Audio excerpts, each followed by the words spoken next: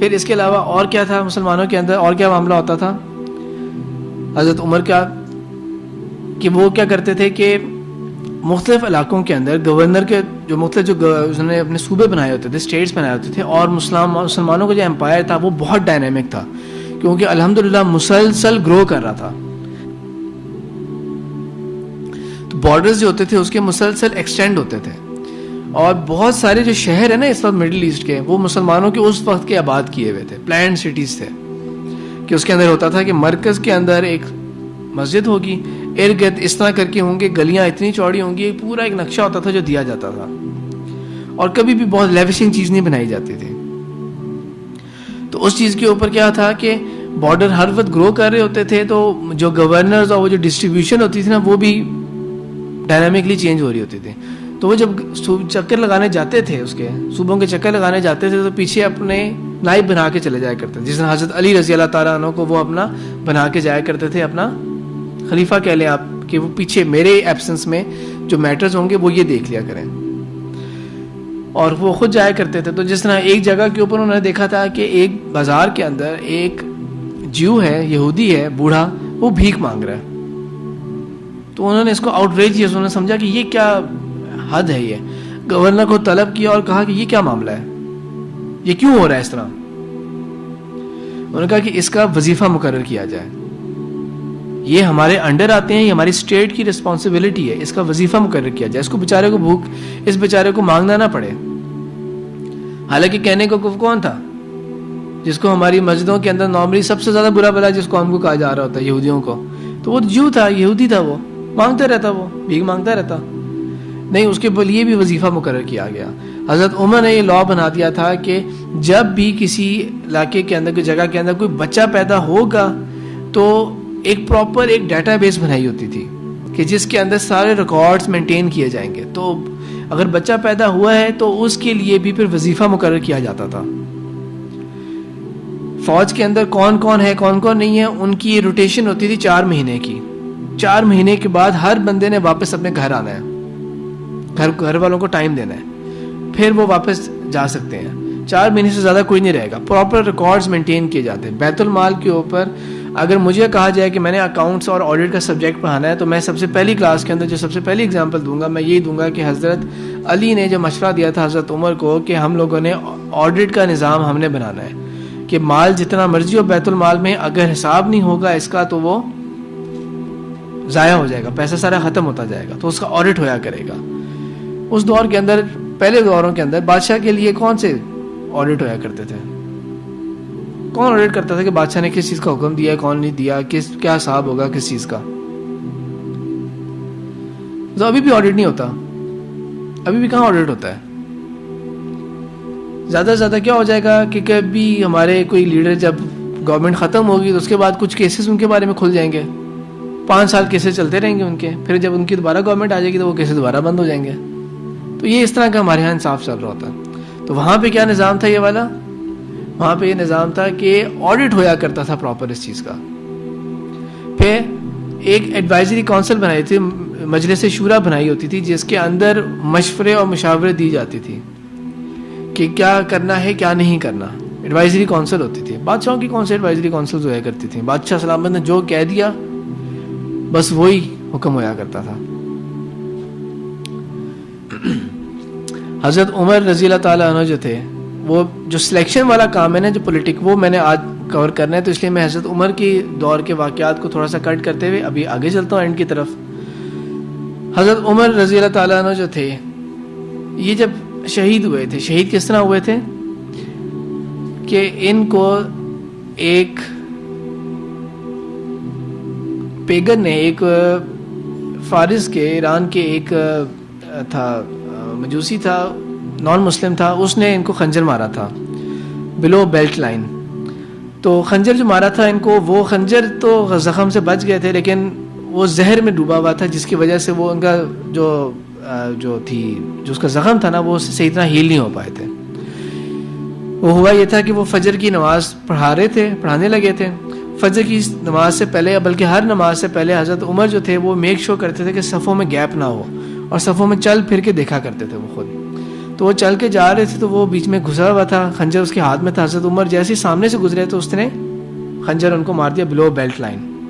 اور ظاہری بات ہے کہ صحابہ جو تھے جو نماز پڑھنے آئے تھے وہ تھا زہر میں ڈوبا ہوا تھا. اب جو نماز پڑھنے آئے تھے وہ کہیں ہتھیار تو نہیں لے کے آئے نا, اسلحہ تو نہیں لے کے آئے ہوئے تھے وہ, تو اس لیے اس کا جتنوں پہ بس چل سکا اس نے مارا. اور صرف حضرت عمر نہیں اور بھی شہید ہو گئے تھے, کچھ زخمی بھی ہوئے تھے, کچھ شہید بھی ہو گئے تھے.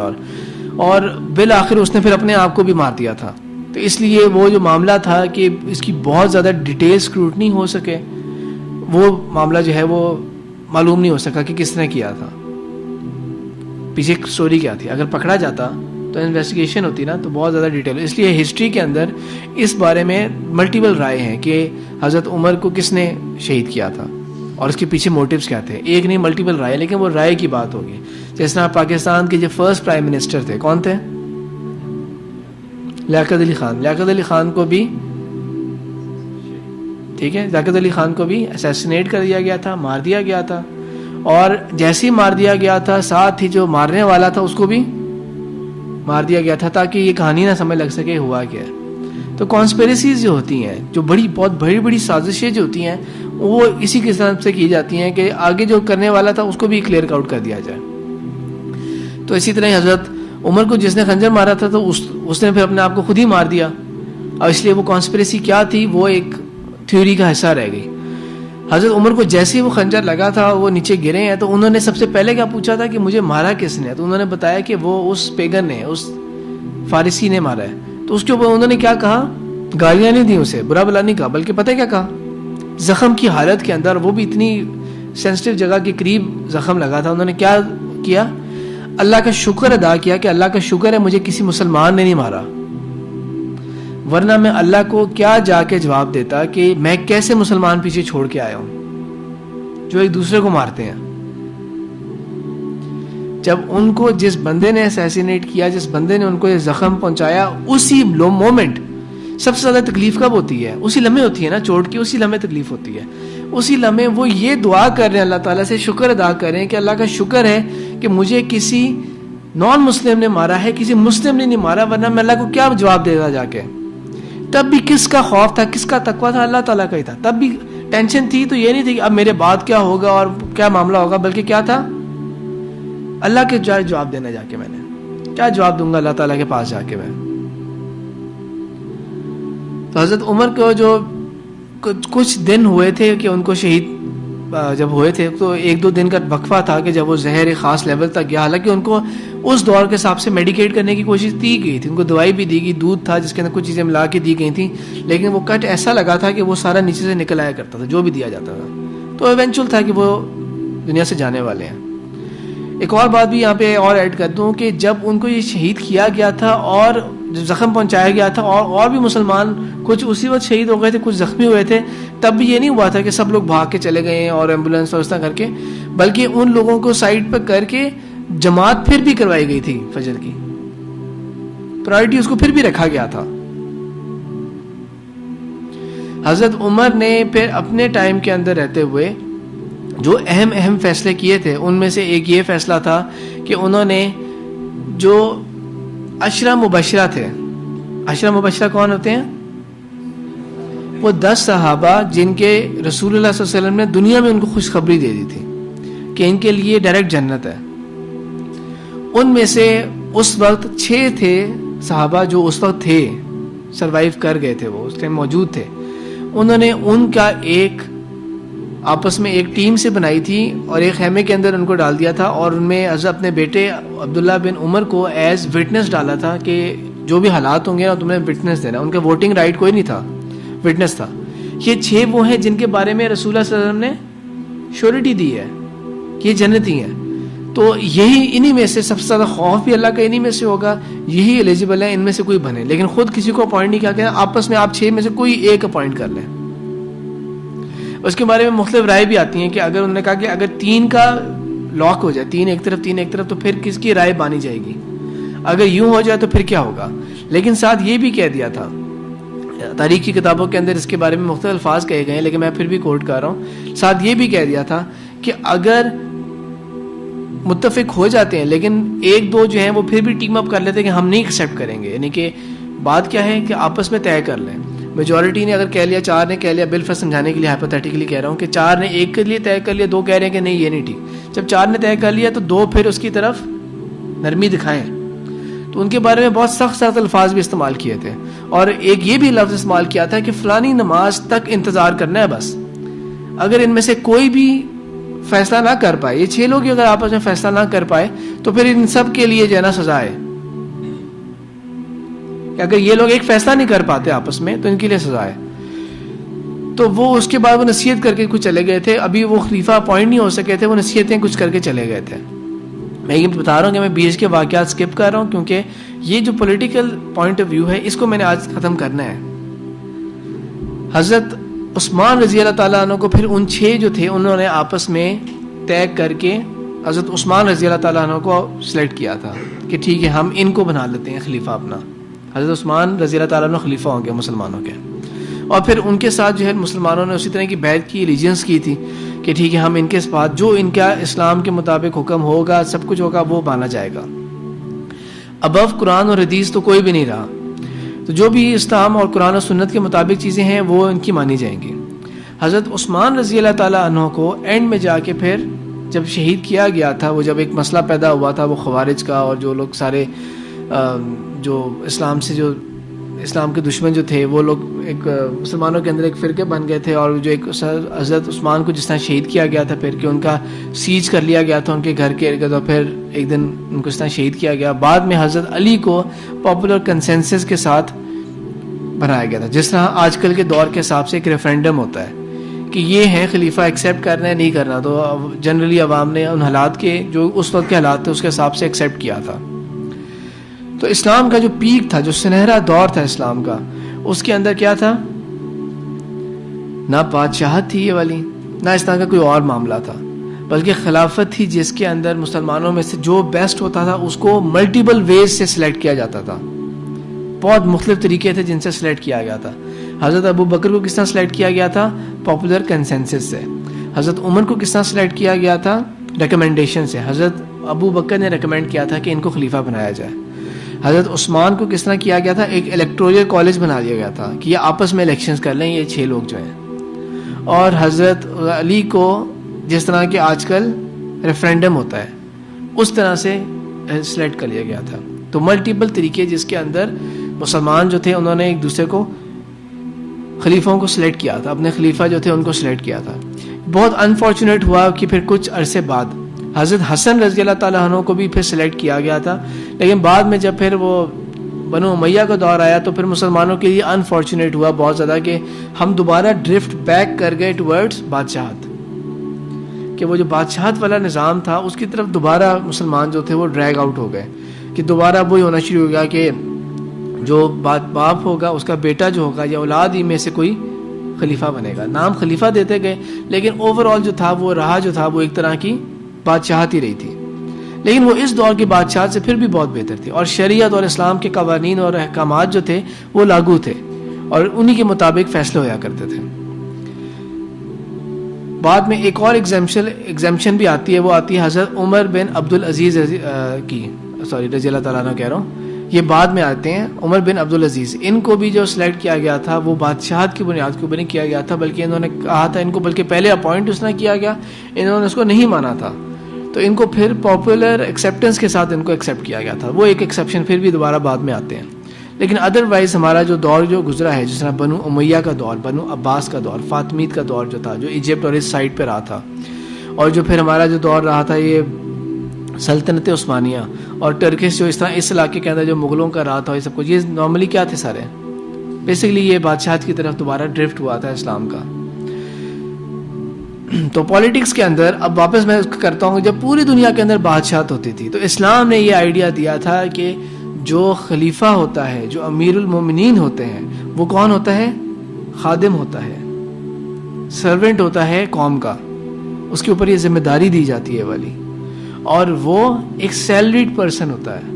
ایسا نہیں ہے کہ اس کے پاس بے تحاشا اختیارات ہیں, کوئی رائلٹی حاصل نہیں ہے اسے کہ یہ جو خزانے ہیں ان کے اوپر ہمیں رائلٹی حاصل ہے.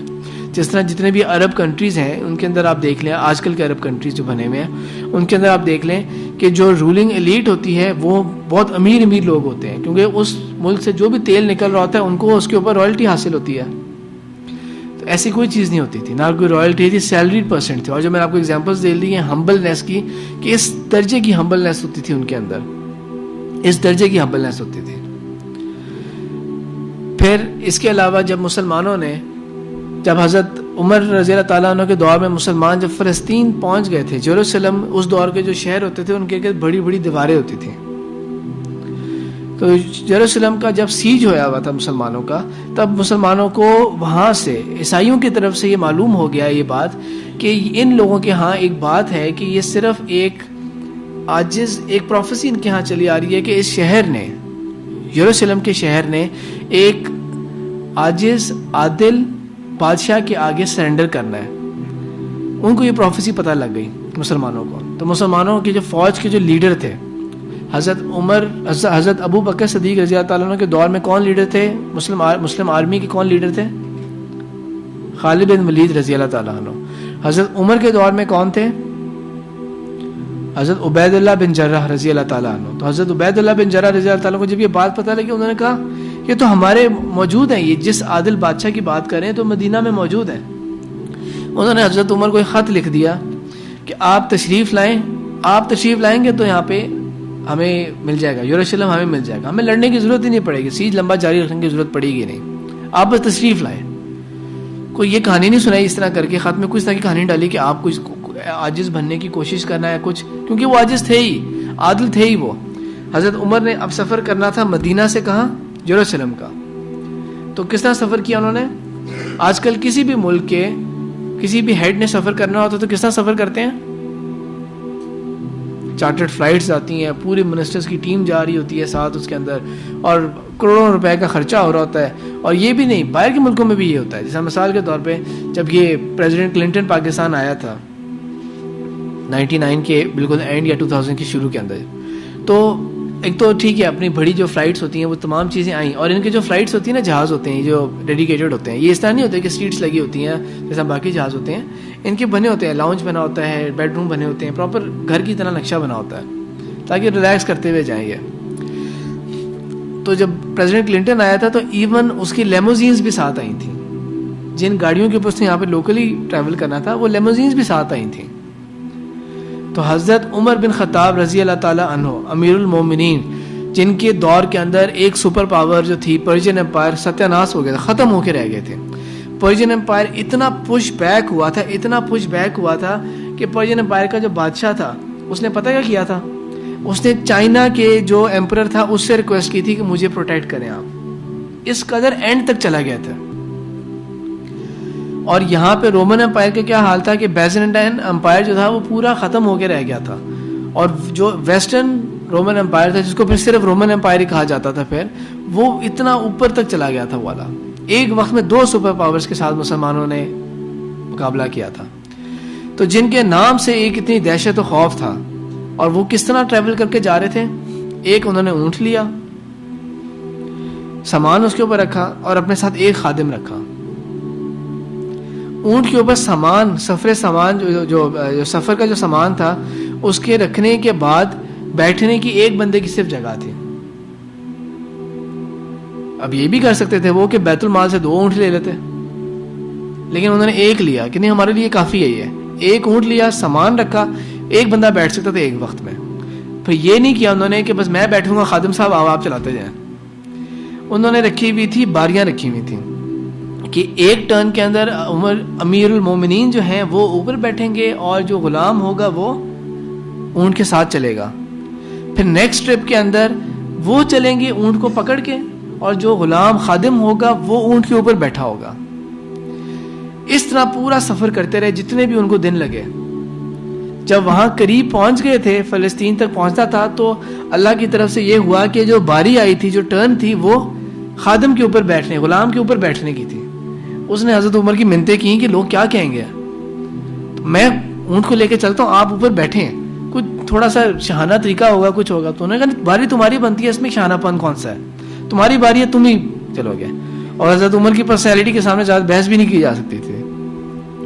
تو جب وہ وہاں پہ گئے ہیں, آ رہے تھے, تو مسلمانوں نے, فوج نے دیکھا کہ خلیفہ ہمارے آ رہے ہیں, تو ان کو عیسائیوں کو کہہ دیا اوپر چڑھ کے دیکھ لو اپنی دیواروں کے اوپر, وہ ہمارے بادشاہ آ رہے ہیں, ہمارے امیر المومنین وہ آ رہے ہیں. تو ان کے جتنے بھی بڑے بڑے جو ان کے جو پریسٹ پادری بھی تھے اور جو ان کے جو گورنر وغیرہ تھے, وہ سب دیوار کے اوپر, جو شہر کی بڑی دیوار کے اوپر کھڑے ہو کے دیکھنا شروع ہو گئے کہ کون ہے ان کا جو اونٹ کو پکڑ کے آ رہا ہے نا, یہ ہمارے امیر المومنین ہیں. کپڑے جو تھے ان کے وہ اتنے زیادہ تھے کہ اس کے اوپر مسلسل جو تھے وہ پیچز لگے ہوئے تھے. اگر ہماری کوئی شرٹ کی کہیں سے دھاگا خراب ہونا شروع ہو جائے تو ہم کیا کرتے ہیں, اس کو تو فی سبیل اللہ دے دیتے ہیں ہم لوگ, یہ اللہ کی راہ میں ہم نے دے دیا ہے. کہیں سے کوئی دھاگا خراب ہو گیا, رنگ فیڈ ہو رہا ہے, کچھ خراب ہو رہا ہے. ان کے وہی کپڑے چلتے رہے, جہاں پہ خراب ہوتا تھا وہاں پہ پیچز لگا دیا کرتے تھے کپڑے کے. تو پورے کپڑے کے اوپر اس طرح کے مختلف قسم کے پیچز لگے ہوئے ہیں. آگے آ رہے تھے تو بیچ میں سے ایک پانی گزر رہا تھا, تو اس پہ انہوں نے اپنے کپڑے کو ایک ہاتھ سے تہبند, ان کو ایک ہاتھ سے سمیٹا, اوپر کیا, جوتی اتار کے اس میں کر لی, پکڑ لی, اور ایک ہاتھ سے اونٹ کو پکڑ کے آ رہے ہیں. اس عاجزی اور سادگی کے ساتھ جب وہ آئے تو انہوں نے, کرسچنز نے, گیٹس شہر کے ویسے ہی کھول دیا کہ ہمارے ہاں ایک پروفیسی چلی آ رہی تھی, ایک پیشن گوئی چلی آ رہی تھی کہ بالآخر اس شہر کو جب فاتح ہوگا نا تو ایک بہت عاجز عادل بادشاہ ہوگا. تو یہ وہی ہے جس کا منظر ہم نے آج دیکھا ہے, اور ان کو ویلکم کیا گیا تھا. تو یروشلم جو تھا وہ اس طرح فتح نہیں ہوا تھا کہ قتل و غارت ہوئی ہے اور اتنے لوگ مارے گئے, شہید ہوئے, بلکہ کیا ہوا تھا, ہینڈ اوور کیا تھا, اور ایک ایگریمنٹ کیا تھا حضرت عمر بن خطاب رضی اللہ تعالیٰ عنہ نے. اور وہ ایگریمنٹ کیا تھا کہ کرسچنز کو یہاں پر فل رائٹس حاصل ہوں گے, ان کی کوئی چرچ, کوئی عبادت کی جگہ, کیونکہ یروشلم کے اندر ان کی سوائے چرچ کی اور بھی عبادت کی جگہیں ہیں. کیوں؟ کیونکہ یہ وہ جگہ ہے جہاں پہ ان کے مطابق عیسیٰ علیہ السلام جو تھے, جن کو وہ سن آف گاڈ کہتے ہیں اپنے عقیدے کے مطابق, تو وہ کیا کریں گے, وہ یہاں پہ کروسیفائی ہوئے تھے, یہ ان کا گھر تھا, یہ ان کی مختلف جگہیں تھی. جس طرح ہم نے مکہ اور مدینہ کے اندر جو رسول اللہ صلی اللہ علیہ وسلم اور صحابہ کی مختلف جگہیں تھیں ان کو ہم نے پوائنٹ آؤٹ کیا ہوا ہے نا, ہم نے کیا ہوا ہے نا پوائنٹ آؤٹ. ہمارے لیے وہ مقدس جگہ ہیں, ہم عبادت تو نہیں کرتے ان جگہوں کی, صرف رسپیکٹ ہے ان جگہوں کی ہسٹری کے پوائنٹ آف ویو سے. تو کرسچنس کو کیا کہہ دیا, عیسیٰ علیہ السلام کو ہم کیا مانتے ہیں, اللہ تعالیٰ نے ہمیں کیا عقیدہ بتایا, اللہ کے بندے تھے, اللہ کے رسول تھے, وہ اللہ تعالیٰ کے کلمہ تھے جو انہوں نے القا کیا تھا مریم سلام علیہا کے اوپر. تو اللہ تعالیٰ کے وہ بندے تھے, کوئی سپر نیچرل نہیں تھے. وہ جو معجزات تھے وہ اللہ تعالیٰ کے بِإِذْنِ اللہ, اللہ تعالیٰ کے اذن سے وہ معجزات کیا کرتے تھے, لیکن وہ عام انسان تھے. اور عیسائی کیا مانتے ہیں انہیں, سن آف گاڈ, خدا کا بیٹا مانتے ہیں, خدا کا ایک روپ کہتے ہیں. وہ کرسچینٹی کے اندر ٹرینٹی کا کانسیپٹ, جو تثلیث کا کانسیپٹ ہے, وہ بہت ڈیفیکلٹ ہے ایکسپلین کرنا, ان کو وہ خود بھی نہیں ایکسپلین کر پاتے وہ. تو ایک حساب سے ہم کیا کہیں گے کہ اللہ کے رسول کی توہین کر رہے ہیں آپ لوگ, کہ یہ آپ ان کو سن آف گاڈ کہہ رہے ہیں آپ. لیکن حضرت عمر نے کیا کہہ دیا کہ آپ کو اپنے تمام ریلیجن کے جو سمبلز ہیں, کراس ہے اور جو کچھ بھی ہے, حالانکہ اللہ تعالیٰ قرآن میں کہہ رہے ہیں ما قتلوہ وما صلبوہ, نہ تو ان کو قتل کیا تھا نہ سلیب چڑھایا گیا تھا. رسول اللہ صلی اللہ علیہ وسلم نے کیا فرمایا, عیسیٰ علیہ السلام جب آئیں گے قیامت سے پہلے, تو وہ جو کام کریں گے ان میں سے ایک کیا ہے, دجال کو قتل کرنا, خنزیر کو قتل کرنا, سلیب توڑیں گے, یہ سارا کانسیپٹ ختم کریں گے. لیکن حضرت عمر نے, ریلیجن کا فریڈم اتنا اسلام میں ہے کہ حضرت عمر نے کیا کہا تھا کہ آپ کے کراس, آپ کے چرچز, آپ کی ان تمام چیزوں کو نہ تو مسلمز اوورٹیک کریں گے, پاپولیٹ کریں گے ان چیزوں کو, نہ قبضہ کر لیں گے, نہ آپ کو روکیں گے کبھی ان چیزوں میں سے کسی ایک کے اوپر. عمر بن خطاب رضی اللہ تعالیٰ عنہ کے سائن تھے اس کے اوپر, جو مسلمانوں کا کرسچنز کے ساتھ ایگریمنٹ ہوا تھا. مائنورٹی کے رائٹس اتنے ہیں اسلام کے اندر کہ رسول اللہ صلی اللہ علیہ وسلم نے فرمایا, جس نے ایک ذمی کو, ایک مائنورٹی جو کہ مسلمانوں کے پروٹیکشن کے اندر رہ رہا ہوتا ہے, جیسے ہمارے ملک کے اندر ہندو اگر رہ رہے ہیں, یا ہمارے ملک کے اندر اگر کوئی کرسچنز رہ رہے ہیں, یا جس طرح ابھی ایک ایونٹ ہونا ہے, تو جس طرح سکھ آئے ہیں واغا بارڈر سے, آپ نے کل پرسوں دیکھا ہوگا خبروں کے اندر, ایک ذمی کو بھی اگر قتل کیا وہ جنت کی خوشبو تک نہیں سونگھ سکے گا, حالانکہ اس کی خوشبو بہت دور تک سونگھی جا سکے گی. جنت دور کی بات, خوشبو بہت دور دور تک آ رہی ہوگی, اتنی سختی ہے اس کے اندر. یہ کچھ چند ہائی لائٹس ہوئیں ہمارے خلافت کے دور کے اندر اور مسلم ہسٹری کے اندر. کچھ باتیں ہم ریوائز کر لیں, آپ لوگ ریویژن کروائیں, کیا کیا باتیں ہم نے دیکھی ہیں اسلام کی, کچھ باتیں بتائیں. نمبر 1, پہلی بات میں نے کہاں سے سٹارٹ کی ہے, ہسٹری کتنی امپورٹنٹ ہے. اس کی ایگزامپل آپ یہ ہمیشہ مائنڈ میں رکھیں کہ ایک ایسا بندہ جس کی یادداشت ہی کھو گئی ہو, اسے کیا حال ہوگا, اس کا پریزنٹ کیسا ہوگا, اور اس کا مستقبل کیا ہوگا. اس کو نہ یہ پتا کہ میں نے ابھی کیا کرنا ہے, اور مستقبل کے اندر اس کو پتہ بھی نہیں ہوگا کہ مستقبل میں کوئی پلان بھی کرنے کی ضرورت ہے مجھے. یہی حال ہمارا ہوگا اگر ہمیں نہیں پتا کہ ہماری ہسٹری کیا رہ چکی ہے پیچھے, اسلام کی پیچھے کیا تاریخ ہے. اقبال کے کیا شعر سنایا آپ کو میں نے, کبھی اے نوجوان مسلم تدبر بھی کیا تو نے, وہ کیا گردون تھا جس کا تو ہے ٹوٹا ہوا تارا. مسلمانوں کا بتایا کہ خلافت جو ہوتی تھی وہ کس طرح سلیکٹ کیا کرتے تھے. اس کے اندر آپ کو یہ بتایا کہ ان کی سیلری کس طرح ہوتی تھی. عورتوں کو انہوں نے حق دیا ہوتا تھا کہ عورتیں گھر کے فائنینسز بجٹس مینیج کیا کرتی تھی.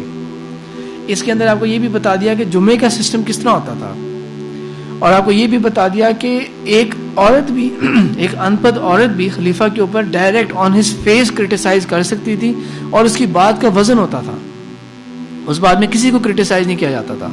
خلیفہ جو ہوتے تھے وہ کوئی روٹ لگا کے نہیں چلا کرتے تھے, بلکہ اپنی آئیڈینٹی چھپا کے گشت کیا کرتے تھے کہ کہیں پر کوئی پرابلم نہ ہو.